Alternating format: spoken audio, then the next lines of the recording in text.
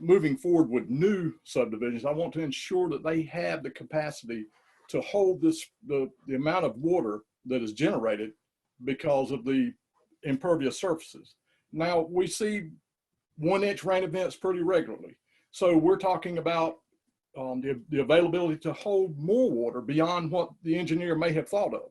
Additionally, we need to look at, specifically in my areas, Buck Creek watershed and Simpson Creek, which is in District 10, but the two of those were suited for farming operations. So we need to take a look at those and see if we can revamp some of those, because there are more subdivisions going into the District 9 area. We know that the growth is going to be 14%. So with the rivers, you know, there are areas in the rivers where the channel is not, where it's very shallow, and there's debris in the river that's causing other problems. We also need to look at the ordinances and change those accordingly to ensure that they're focused on the best practices in building and trying and move away from fill and build building. There's ample land to buy or to build on in order to avoid that. What all has occurred here in the last 2.5 years, I'd love to see FEMA step in, or the federal government as a whole, I guess you would say, to help provide funding for the projects that we need. I also would like for the state to recognize that there is a problem, and that we could all work together and to get the funds together to do what is needed to fix the problems that we have. I would surround myself with folks who know how or have been through this, or can provide ideas for mitigating or to help these families relocate. I guess my first experience whenever I got into law enforcement actually was back in 1989 when Hugo hit Garden City area.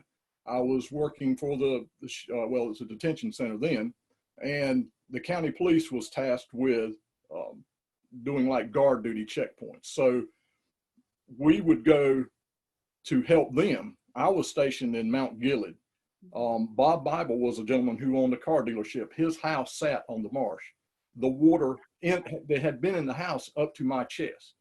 And I was just, it was incredible to believe that. And then the sites of houses that were actually across the marsh. We went out to clear roads that day. I was again with the sheriff's office. I was a lieutenant at that time. We went out to clear roads. Well, there was a lady who was our chaplain who lived at Pitch Landing area right on the river. And she had a low house. And we went to her house that afternoon in an attempt to get her to leave. The water then was only passable by a military vehicle in which I was driving.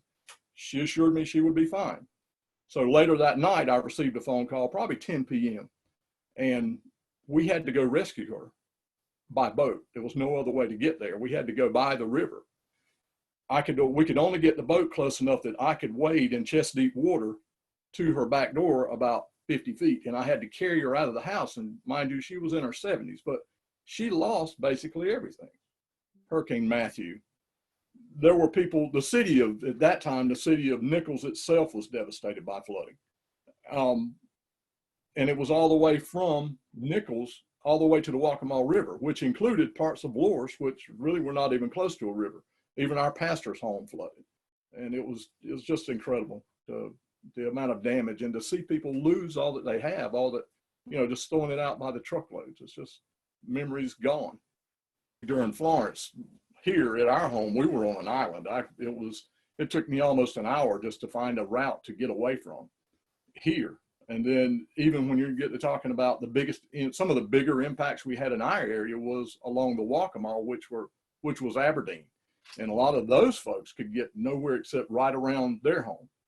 And I mean, they were ferried out by boats. They were ferried out by, helicopter. It was just an incredible sight.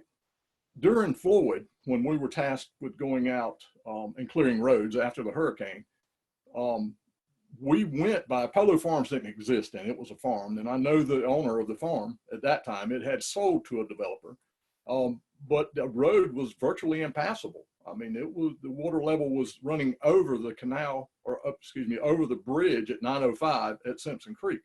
So it was pretty deep then. And to build a subdivision there was kind of shocking, but they did.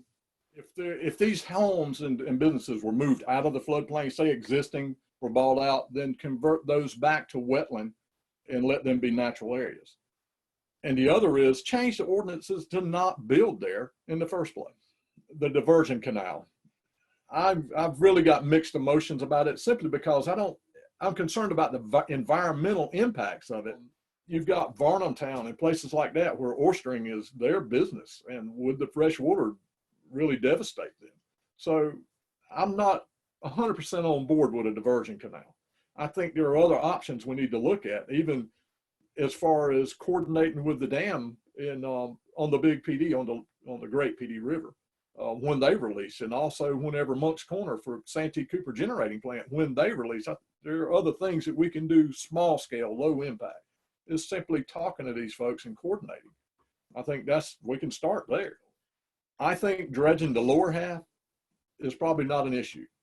I'm concerned once you get past Wild Horse in that area, you get up in the Reeves area, will it forever change the natural beauty of the river itself? Where we could do maybe a snag and drag operation, and that would free up some of the sand or the sediment that's already there and allow it to flow and open it up naturally.